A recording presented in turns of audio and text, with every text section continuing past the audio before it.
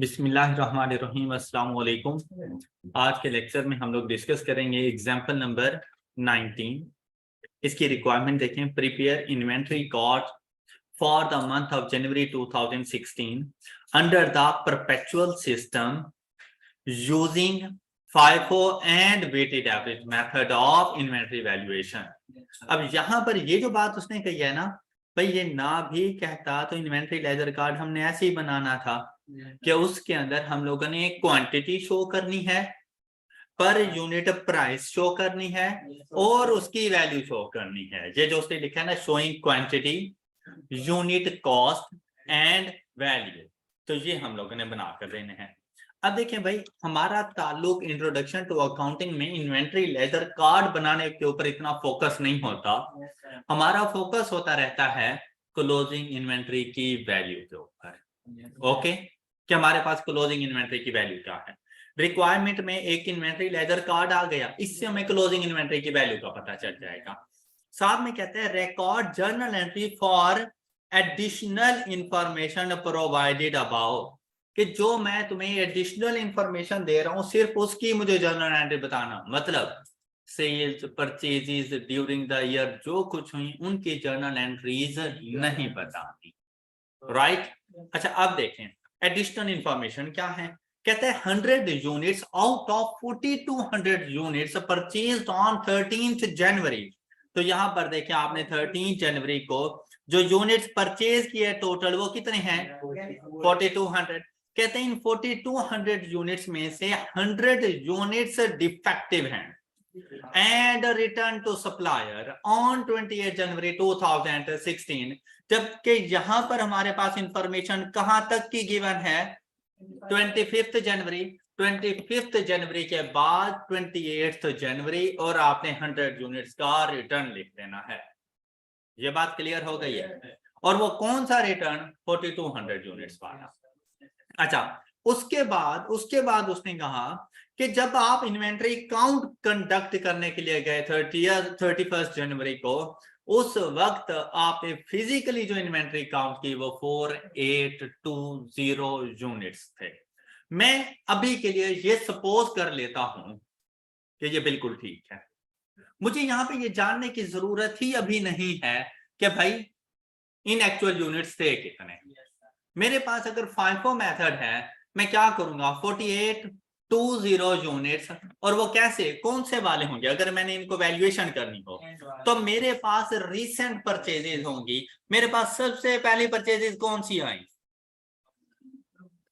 ये वाले सारे के सारे मेरे पास मौजूद हैं। ये बात क्लियर हो गई। और साथ में मेरे पास अभी ये पूरे तो हुए नहीं, अभी कितना शॉर्टफॉल है, इसमें से 2000 यहां पर आ गए, बाकी कितने बच गए, 2820। वो कौन से वाले होंगे मेरे पास, वो यहां से आएंगे, 2820 यूनिट्स यहां से आएंगे। अब अगर मैं इनका रेट फाइंड करूं, 26,000 डिवाइड बाय 2000, ये कौन से रेट पर, और ये 58,800 डिवाइडेड बाय 4200, ये, तो मेरे पास जो क्लोजिंग स्टॉक बनेगा वो बनेगा 2820 multiplied by 14 and 2000 multiplied by 13 is equal to, ये वैल्यू 26,000 और ये आ जाती है 39,004, और मेरे पास क्लोजिंग स्टॉक की वैल्यू आ जाएगी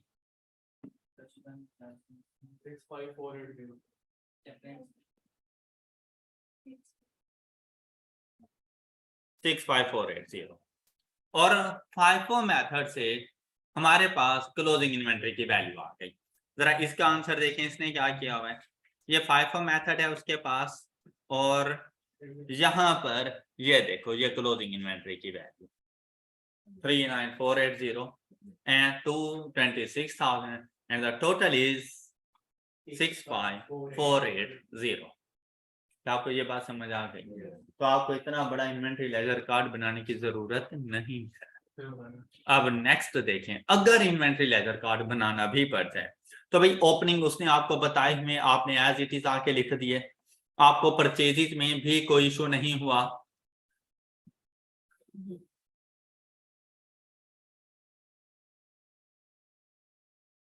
ये आप लोगों ने ओपनिंग बैलेंस अपने पास लिख लिया। अब जहां पर उसने ना आपको क्वांटिटी और अमाउंट्स बताई हुई है, तो एवरेज रेट आप लोगों ने खुद फाइंड करना है, क्योंकि आपने यूनिट कॉस्ट उसे बतानी है। तो यहां पर एक यूनिट आपके पास 10 रुपीज का बन रहा है, आपने जाके लिख दिया। फिर आपने परचेजेस कर दी। भाई परचेज करने से आपकी इन्वेंट्री इंक्रीज होनी है, फाइफो मेथड है, तो आपने अपने पास 3500 को भी लिखना है बैलेंस में, 3700 भी लिखना है, अमाउंट सेम आ जाएगी। लेकिन जब आपने ये 44,400 को डिवाइड किया 3700 के साथ, तो पर यूनिट कॉस्ट आपके पास आ गई, तो आपने ये 12 लिख दी। तो इस ट्रांजैक्शन के बाद आपके पास ये बैलेंस बन जाता है। फिर जब आप लोग नेक्स्ट ट्रांजैक्शन पर गए, तो आप लोगों ने देखें 13 जनवरी को आप लोगों ने परचेजेस की, लेकिन यहां पर अगर आप लोग देखें सेल्स हुई 12 जनवरी, तो भैया हम ये सेल्स पहले रिकॉर्ड करेंगे। तो आपके पास जो बैलेंस था 3000 आपने सेल कर, तो सेल कहां से करोगे फाइफो मेथड में? ओपनिंग बैलेंस से। तो इस अब मुझे इस बात से कोई गर्ज नहीं है कि सेल प्राइस कितनी है। मैंने 3500 में से 3000 सेल कर दिए, कौन से रेट पर? 10। तो इनकी कॉस्ट कितनी बन जाएगी? 30,000। बैलेंस में 500 ये वाले और 3700 ये वाले, ये मेरे पास बैलेंसिंग अमाउंट के तौर पर आ जाएगा ये पोर्शन। ये बात क्लियर? उसके बाद देखें नेक्स्ट परचेज 13 को, 13 को जैसे ही परचेज की 4200 ये जाके रिकॉर्ड करेंगे। अब जो आपके पास बैलेंस होगा ना, वो कुछ इस तरह से 500, 3700 एंड 4200, 10, 12 एंड 14 के रेट के साथ आपके पास आ गया, और आपने ये अमाउंट यहां पे लिख दी। यहां तक की बात क्लियर है सब बच्चों को? नेक्स्ट देखें, आपके पास 25 जनवरी को आपके पास 5500 की, उसमें से 500 आप ये वाले देंगे, 500 ये खत्म हो गए। उसके बाद 3700 ये भी खत्म हो गए आपके पास, टोटल ये 4200 हो गए, और 1300 आप यहां से दोगे। तो जब बैलेंसिंग अमाउंट के अंदर आप जाएंगे, तो आपके पास 4200 में से जब आपने 13 दे दिया, तो remaining 2900 at a rate of 14 ये आपके पास बाकी बच गए। ये बैलेंस आपके पास आ गया। ये बात क्लियर? अच्छा, अब आपके पास ये जो 2900 यूनिट्स पड़े हुए हैं, ये सिर्फ और सिर्फ एक ही परचेजेस है एट अ रेट ऑफ 14, और ये परचेजेस आपने कब की थी? 13 जनवरी को। और हमने रिकॉर्डिंग कौन सी डेट की कर दी है? 25 की। नेक्स्ट परचेजेस हुई 31 जनवरी को, राइट? लेकिन उससे पहले 28 जनवरी को आप लोगों के 100 यूनिट्स डिफेक्ट हो गए। कौन से वाले? जो हम लोगों ने 13 जनवरी, तो बेटा 28 जनवरी को मौजूद हैं तो डिफेक्टिव हुए हैं। अगर मौजूद ना होते, हम सेल कर चुके होते, क्या डिफेक्ट होते? नहीं होते। अब मेरे पास कितना बैलेंस था? 2900, उसमें से 100 यूनिट्स डिफेक्टिव है। डिफेक्टिव हैं तो उनको अपने अकाउंट से निकाल दो। ये बात क्लियर? तो बाकी कितने यूनिट्स आ गए? तो फिर आपने परचेजेस कर दी 2000 की, तो प्रीवियस 2800 प्लस 2000 ये बैलेंस है। अब बेसिकली क्वेश्चन यहां पे खत्म। आपने देखा आपके पास इन्वेंट्री लेजर कार्ड के थ्रू 4800 यूनिट्स बन रहे हैं, लेकिन जब आप लोग फिजिकली काउंट करने के लिए गए तो यूनिट्स बन रहे थे 48। अब 20 अगर यहाँ पे शॉर्टेज होती, वो भी रिकॉर्ड की जाती है। तो बेटा अगर सरप्लस है वो भी रिकॉर्ड करो, शॉर्टेज होती तो माइनस कर देते, सरप्लस है तो ऐड करो। अब बात ये आती है कि यार ये 20 यूनिट्स कौन से वाले हैं? भाई ये बात कंफर्म है फाइफो मेथड के अंदर कि 2000 units at a rate of, क्या मैं 2020 कर दूं इन्हें? नहीं, ये तो बिल्कुल भी नहीं बनते। मैं ये नहीं कह सकता कि भाई ये 13 रुपीज वाले हैं, क्योंकि वो तो मैं टोटल उठा रहा हूं। 20 इसमें कैसे मजीद ऐड करूं, जबकि मैंने लिए ही 2000 थे। तो वो जो 20 यूनिट्स हैं ये कौन से वाले होंगे? ये प्रीवियस परचेजेस। कि मुझे 2820 लिखना चाहिए था, मैंने 2800 लिखा हुआ था, तो मैंने इसे 2820 किया तो ये 14 के रेट के साथ आ गए मेरे पास। क्लियर? और ये मेरा क्लोजिंग बैलेंस बन गया 65,480 एन इशू। और जब हम लोग गए वेटेड एवरेज, वेटेड एवरेज इसकी निस्बत ज्यादा इजी है कि हम लोगों ने यहाँ पे 10, अब बिल्कुल वैसी परचेजेस की 3700 की, ये ऐड हो गए, टोटल हो गए 7200, 35,000 में 44,400 ऐड हुआ, ये अमाउंट बनी, जहां से एवरेज रेट आ गया। अब सेल की हम लोगों ने 3000, टोटल सेल कर दो 3000 की, रिमेनिंग बैलेंस 4200। जब सेल्स करते हैं तो रेट में कोई फर्क नहीं आता, सेम लिखा जाता है। फिर हम लोगों ने परचेजेस की, परचेजेस पर फर्क आएगा और हमारे पास रेट बन गया। अब 8400 यूनिट्स अवेलेबल हैं at a rate of 12.51 rupees per unit, right. और जब हम लोगों ने फिर सेल्स की 5500, ये सेम रेट के साथ जाएंगी और बैलेंस भी सेम रेट के साथ हमारे पास मौजूद रहेगा। नेक्स्ट हम लोगों ने 100 का परचेजेस रिटर्न की, वो हम लोगों ने रिड्यूस कर दिया। उसके बाद अब देखिए परचेजेस रिटर्न उसने बता दिया था कौन से वाले हैं, परचेजेस रिटर्न क्वेश्चन में बता दिया था कौन से वाले हैं, ना बताता तो मैं ये एवरेज रेट लेकर आता। जब उसने बता दिया कि भाई ये 14 रुपीज वाला है तो आपने 14 ही लिखना है। अब आपका एवरेज रेट चेंज हो गया है, 12.46 आपने, ये बात क्लियर। एवरेज रेट अगर ये बता दे कि परचेजेस कौन से वाली हैं, आपने यूनिट कॉस्ट वही लिखनी है, ना बताए सिर्फ इतना हो कि 100 के परचेजेस रिटर्न है तो एवरेज रेट लेकर आना है। क्लियर? अब इसकी वजह से हमारा एवरेज रेट चेंज हो गया, 2000 मजीद परचेज की है तो ये एवरेज रेट आ गया। अब जब 20 के एडिशन, अब मेरे मुताबिक क्वेश्चन यहाँ पे कंप्लीट हो चुका था 31 दिसंबर को। अब जब गए हम लोग वेयर हाउस के अंदर स्टोर रूम में गए तो पता चला 20 यूनिट्स एक्स्ट्रा हैं। कौन से वाले हैं? यही एवरेज रेट। अब यहां पर सोचने की जरूरत नहीं है कि ये कौन से वाले हैं, जो हमारे पास एवरेज रेट है उसके मुताबिक लिख लेंगे और हमारे पास क्लोजिंग इन्वेंट्री की वैल्यू बन जाएगी 61,145। All clear? सेकंड पार्ट में उसने आपसे कहा था कि जो एडिशनल इंफॉर्मेशन है ना, मुझे उसकी जर्नल एंट्रीज बताएं। तो अगर एडिशनल इंफॉर्मेशन की जर्नल एंट्रीज की बात करें तो भाई 28 को रिटर्न हुए तो रिटर्न की जर्नल एंट्री क्या लिखोगे आप लोग? रिटर्न की जर्नल एंट्री क्या लिखते रहते हो? Payables to inventory, perpetual system है तो आपने परचेजेस रिटर्न नहीं कर देना, यहाँ पर क्वेश्चन गलत हो जाएगा। परपेचुअल सिस्टम था तो पेएबल्स टू इन्वेंटरी कितने से, एट अ रेट ऑफ, उसने बता दिया था आपको कि ये 13 जनवरी वाली हैं तो वो 14 रुपए के हिसाब से थी। आपने यहां पर उसे रेट कैलकुलेट करके देना है कि हमने 58,800 यूनिट्स पर परचेजेस की थी, यहां से ये, यहां से आपने पहले रेट कैलकुलेट करना है 58,800 divided by 4200 and multiplied by 100। आपने ये परचेजेस आके रिकॉर्ड कर दी 1400 की। फिर एडिशन लेकर आए, एडिशन लेकर आए तो फिर इन्वेंट्री डेबिट हो जाएगी और ये एक किस्म की अब इनकम है। भाई कम हो जाती तो लॉस एक्सपेंस, और अगर इन्वेंट्री इंक्रीज हो गई इनकम, मतलब एक किस्म का रेवेन्यू है आपके पास। तो आप क्या करेंगे, किस तरह से, 4820 माइनस 4800 और ये आपने जो एवरेज रेट अप्लाई किया 12.69, ये हमारे पास वैल्यू आ गई 254।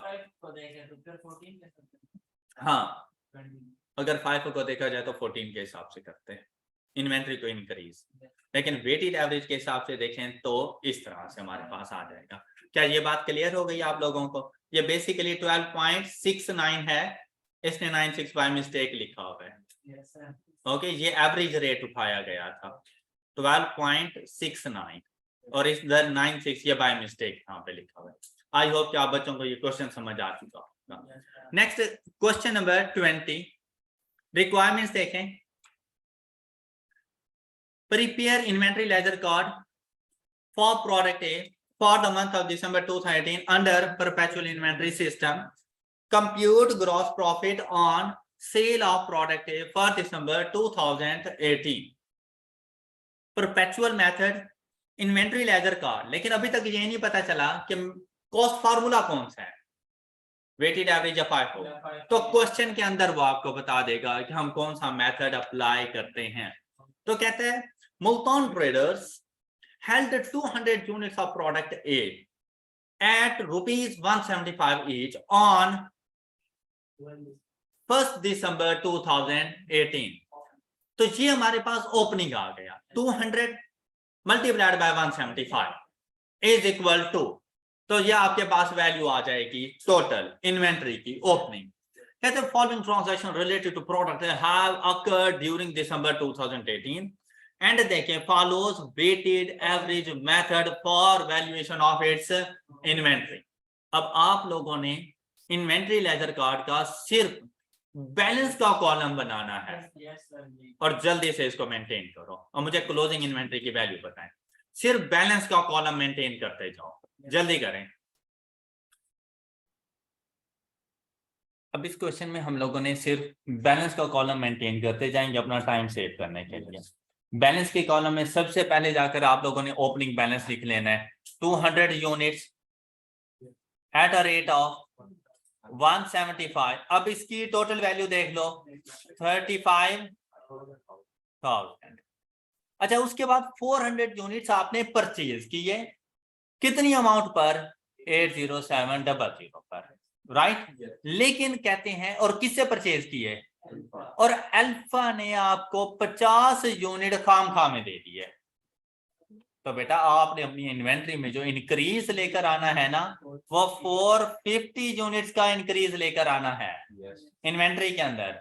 और यहां पर देखें कितने में ये आपको यूनिट्स मिले टोटल 80700 के। क्लियर? और देखें इनका एवरेज रेट आपके पास क्या आ रहा है, 80700 divided by 450 is equal to 179.3 और आपके पास बैलेंस 650 यूनिट्स हो जाएंगे। टोटल अमाउंट आपके पास 8700 plus 3500 is equal to 115700। 115700 divided by 650 178। ये आपके पास फर्स्ट ट्रांजैक्शन के बाद बैलेंस हो गया। कोई इशू यहां तक? ये देखो, ये बात समझ आ गई। अच्छा, अब नेक्स्ट देखें। कहते 360 यूनिट सेल करती है, 360 यूनिट्स इसमें से माइनस करें। ये अब इधर लिखने की जरूरत है, एज सच नहीं है आप लोगों को, अदरवाइज ये 178 पर ही जाते हैं और यहां पर 178 इंटू 360 कर दें 64080। आपने अपनी इन्वेंट्री में से इतनी इन्वेंट्री सेल कर दी, बाकी इन्वेंट्री आपके पास कितनी बच जाएगी 290 एट अ रेट ऑफ 178 51620। इसमें से जब माइनस किया तो देखिए सेल के बाद आपके पास यही यूनिट आ गए 51620। ये बात क्लियर है यहां तक? अच्छा, नेक्स्ट 500 यूनिट्स परचेज किए तो 290 पहले थे, 500 परचेज कर लिए तो टोटल कितने हो गए। कहता है from Bravo on credit of ₹89 एमटी also incur transaction cost of ₹1। तो बेटा ये जो ट्रांजैक्शन ट्रांसपोर्टेशन कॉस्ट वगैरह होती है, डायरेक्ट एक्सपेंसेस, ये आपकी परचेजेस का पार्ट बनते हैं। परपेचुअल इन्वेंटरी मेथड है आपके पास, ट्रांसपोर्टेशन कैरेज इनवर्ड अलग से रिकॉर्ड नहीं होगा, इन्वेंट्री में डेबिट हो जाता है। याद आया आप लोगों को, जर्नल एंट्रीज में देखा था। तो आपने जो अपनी परचेजी लिखनी है 89,000 प्लस 1580 9580 इस अमाउंट की लिखनी है। और ये देखिए ये टोटल अमाउंट अब आपके पास कितनी हो जाएगी 142200 डिवाइडेड बाय 790 जी, ये एवरेज रेट आपके पास आ गया। चाहे तो इसका भी एवरेज रेट कैलकुलेट कर सकते हैं 9580 डिवाइडेड बाय 500 क्या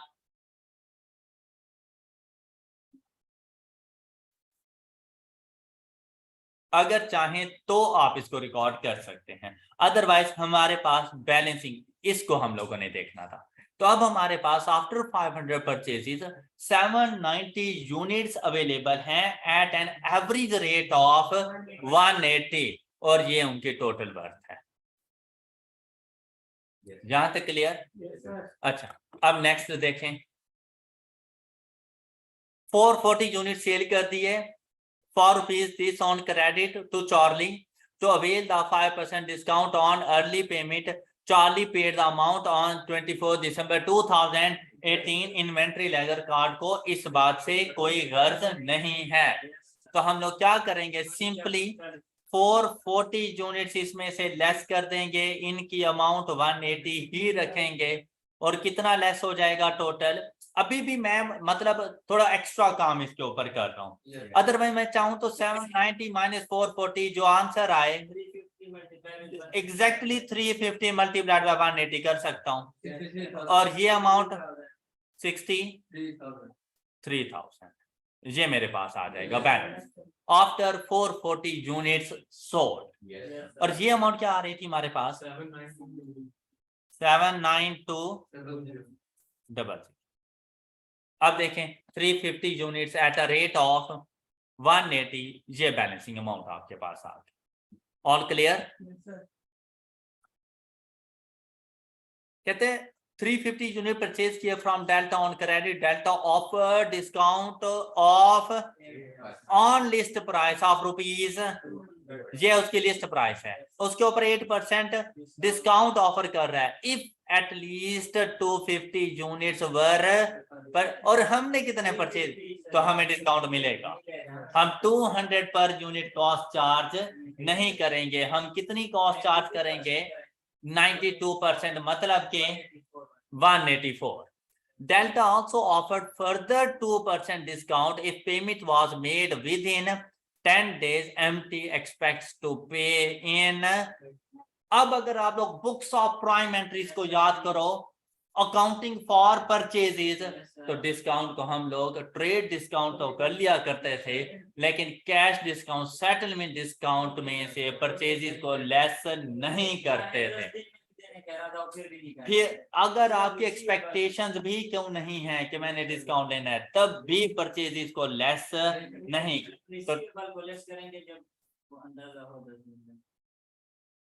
तो 200 मल्टीप्लाइड बाय 92% जो आप लोगों ने पे करना है, तो पर यूनिट कॉस्ट आपके पास कितनी आ जानी है 184, अमाउंट और यूनिट्स 350, ये टोटल आपकी परचेजेस कितने की हो जाएंगी 64400, टोटल 3700, 182 एवरेज, और टोटल आ जाएगा 127,400, 182,127,400। All clear? अच्छा नेक्स्ट देखें, कहते हैं 30 units were found in unsaleable condition and were removed from the inventory. तो बेटा वो तो जीरो पे रिकॉर्ड होंगे, तो आपने सिंपली इसमें से 30 यूनिट्स माइनस कर देने हैं। ये हमारा बेसिकली लॉस है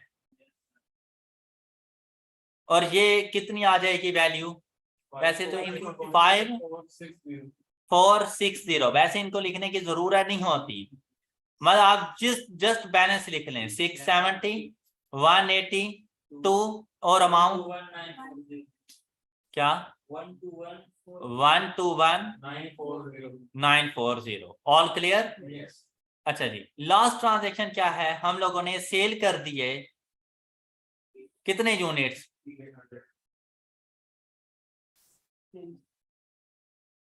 300 यूनिट्स हम लोगों ने सेल कर दिए, cash empty income cost of ₹1600 for delivery. हाँ जी, अब क्या करना है, कोई फर्क नहीं पड़ता, इन्वेंट्री लेजर कार्ड के ऊपर कोई फर्क नहीं पड़ता। अब हम लोग क्या करेंगे, सिंपली यहाँ पे 300 यूनिट से लेस करेंगे, balance at a rate of, और बैलेंसिंग अमाउंट इन्वेंट्री की वैल्यू जी 67340, यहां से हमें पता चल जाएगा। अब यहाँ पे देखो 182, ये जरा मल्टीप्लाई करें,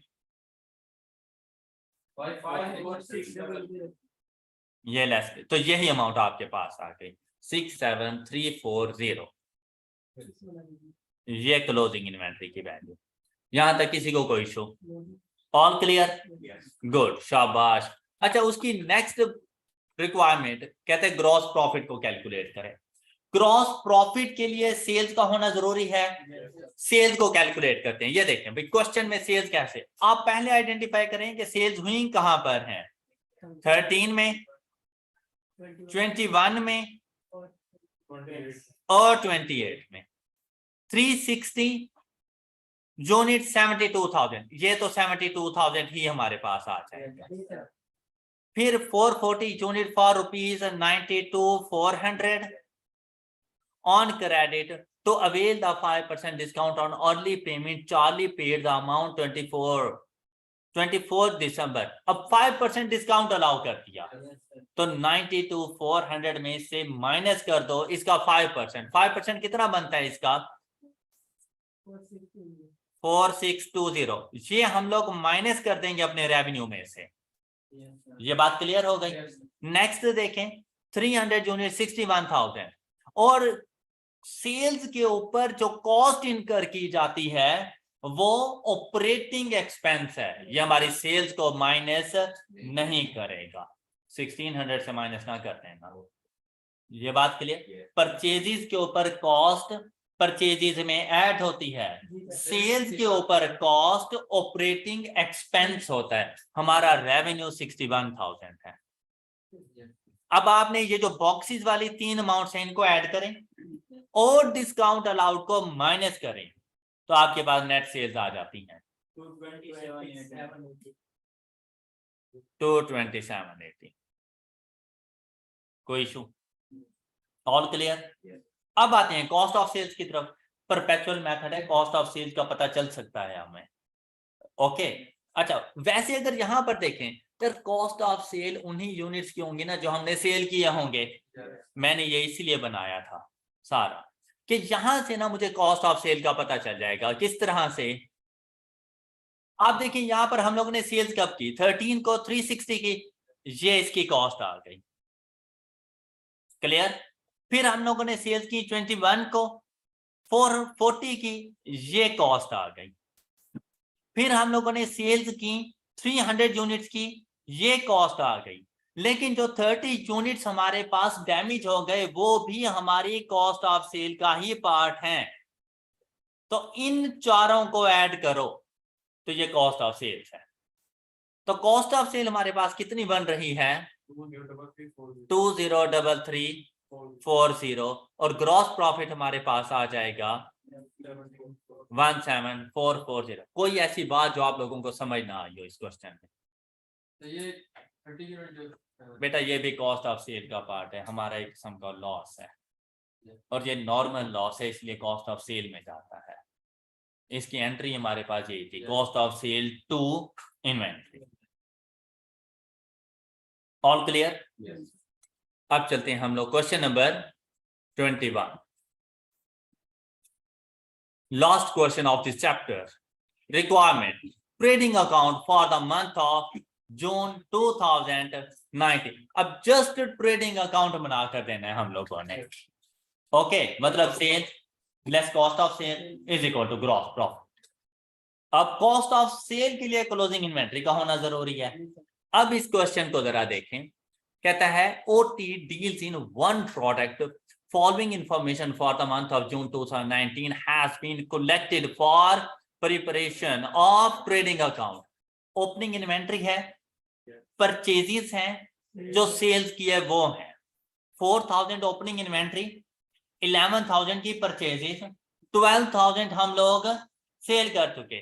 तो बेटा यहां से क्लोजिंग इन्वेंट्री का पता चल सकता है 4,000 प्लस 11,000 15,000 अवेलेबल फॉर सेल, उसमें से 12,000 सेल हो गए, इसमें से माइनस कर दो तो क्लोजिंग इन्वेंट्री हमारे पास कितने यूनिट्स आ जाती है।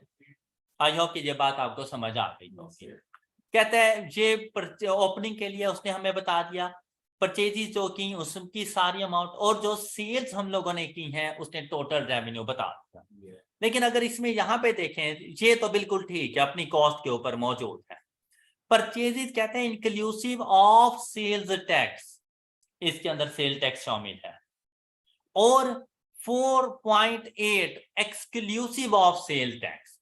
और आपसे क्या कहता है, sale tax at a rate of 17% on purchases is against payable by. बेटा जब एडजस्टेबल है तो क्या हमारी परचेजेस का पार्ट होना चाहिए। अगर ये अनएडजस्टेबल होता तो ये वैल्यू बिल्कुल ठीक, अब हमारी परचेजेस की वैल्यू गलत है।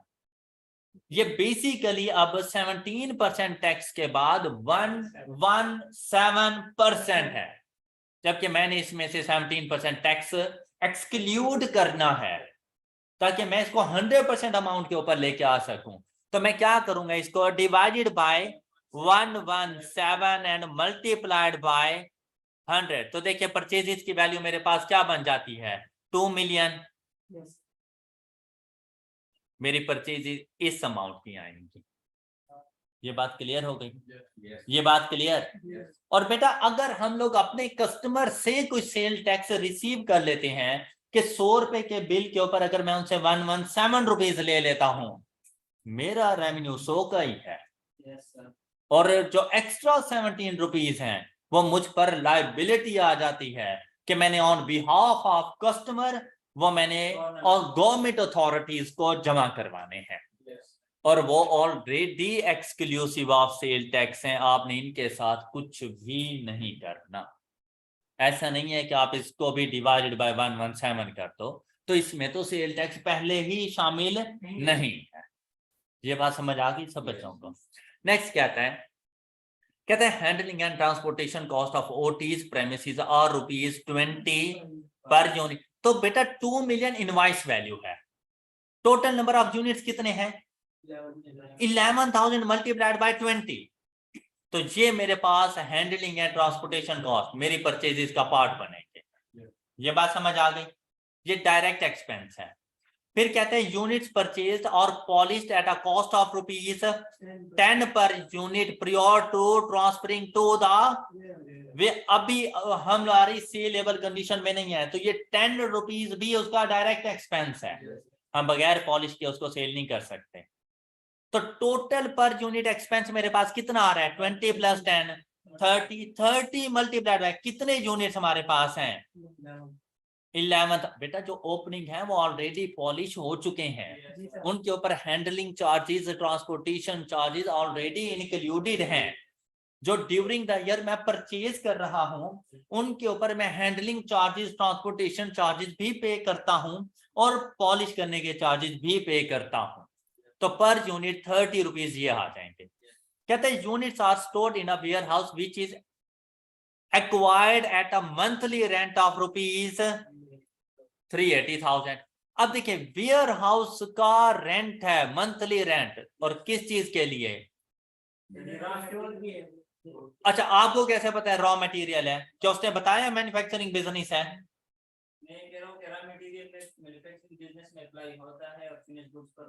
तो अगर हम लोग इनको उसने कहीं नहीं कहा क्वेश्चन में, तो हम इस वेयर हाउस को फिनिश्ड गुड्स के लिए रखेंगे तो ये हमारा एक्सपेंस हो जाता है, ऑपरेटिंग एक्सपेंस। क्लियर?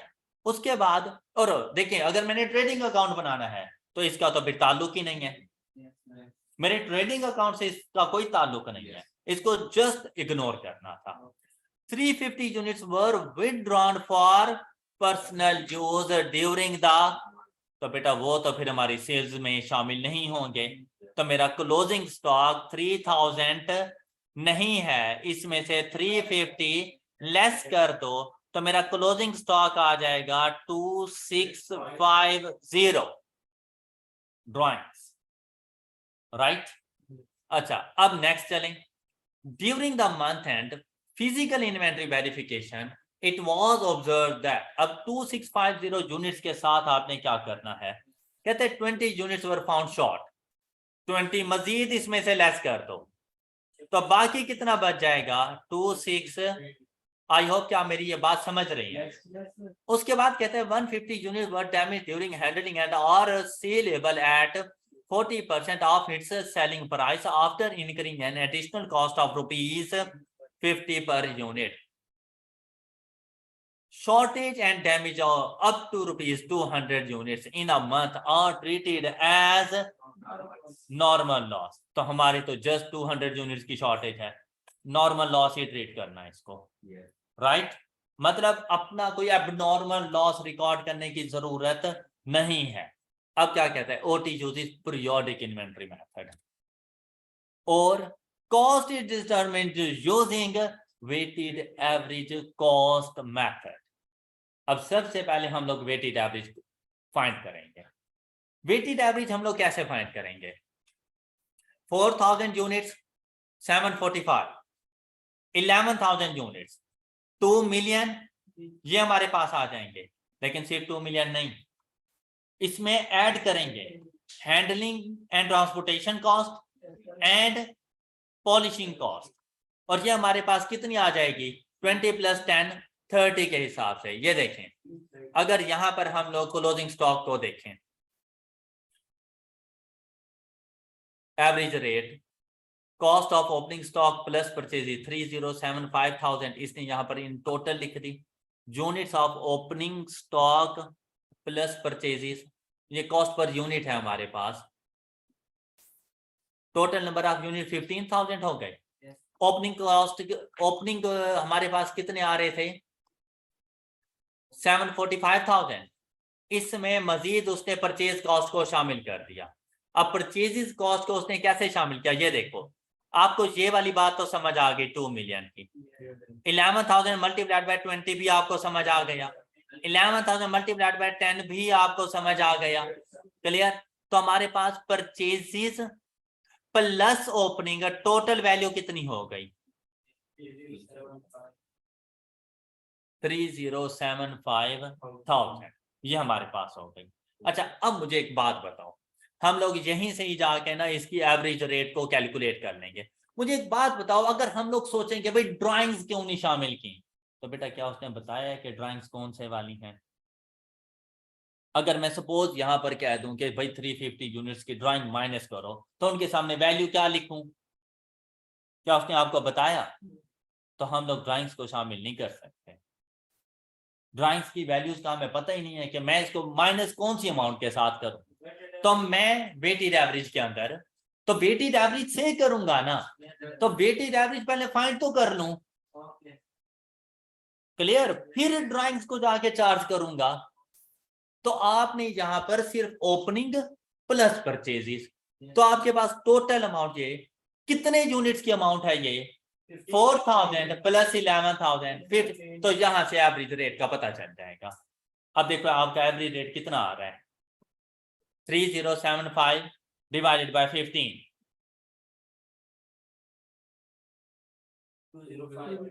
ये आपके पास एवरेज रेट आ गया 205, 000 नहीं है साथ में, एक यूनिट आपका 205 का है। ये बात क्लियर होगी सब बच्चों को।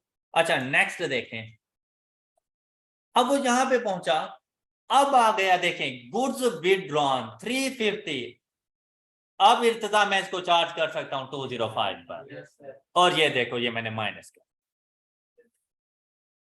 क्लियर। अब देखें क्लोजिंग स्टॉक बैलेंसिंग यूनिट मेरे पास कितने आ गए थे 2650, शाबाश। अब यहां पर देखो मैंने कौन से यूनिट्स लिखे थे 2650 लिखे थे, 20 यूनिट्स का लॉस था हमारे पास। अब यहां पर देखो उसने ये कैलकुलेशन की 2650 की, 20 का लॉस, ये डैमेज हो गए 150 यूनिट्स, और ये रिमेनिंग गुड यूनिट्स। हर किसी की कॉस्ट कितनी है भाई, गुड यूनिट्स तो 205 पर ही चले जाएंगे, क्लियर, क्योंकि इनकी सेल प्राइस ज्यादा होगी।